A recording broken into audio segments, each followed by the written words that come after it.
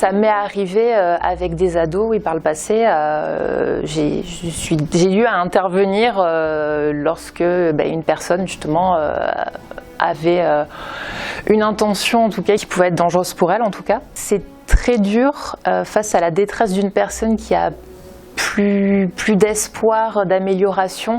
C'est pas forcément en plus dans le cadre de la maladie. Après, ça peut être face à une situation qui s'est ancrée dans la vie de tous les jours. C'est très dur de se dire il faut rester positif. C'est ce qu'on a tendance à se dire d'un point de vue extérieur, alors que dans la réalité, non, quelqu'un qui a envie d'en finir, fondamentalement, c'est que il a rien à quoi se raccrocher. Je pense que le fait déjà de faire comprendre que la personne est importante et que aussi on est là pour la soutenir et pour faire en sorte que les choses s'améliorent, ça fait partie du travail. Du coup, cette scène, oui, ça m'a parlé parce que ça a vraiment fait un parallèle avec une chose que j'ai vécue personnellement, quoi. J'ai eu un petit jeune qui s'est scratché en moto et on l'a amputé.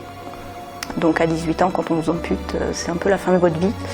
Donc il voulait se suicider. C'était un peu difficile pour moi de lui dire qu'il pouvait vivre avec un bras en moins, que ça arrivait, parce que c'était ma première année et que j'avais pas de vécu derrière pour lui expliquer d'autres choses. Donc là, j'étais contente d'avoir mes collègues qui m'aident pour ce cas-là. Et maintenant c'est moi qui suis l'ancienne, donc c'est moi qui aide les suivants. Quand on annonce un diagnostic qui est très négatif à quelqu'un, c'est un risque immédiat et normalement en tant que professionnel de santé, ça doit percuter tout de suite.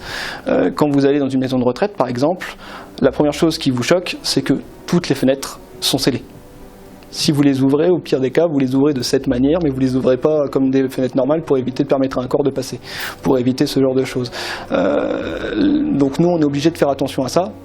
D'accord, c'est-à-dire que tous les signes avant-coureurs de quelqu'un qui arrête de manger, qui a des idées noires, qui dit ouvertement qu'il veut partir, on est obligé d'y faire très très attention parce qu'on se demande s'il est capable de passer à l'acte. C'est pas parce qu'il le dit qu'il va le faire, mais on est obligé de le prendre au sérieux. Si je dois faire un rapprochement avec le manga, de mémoire, elle est à 2 doigts de sauter du balcon.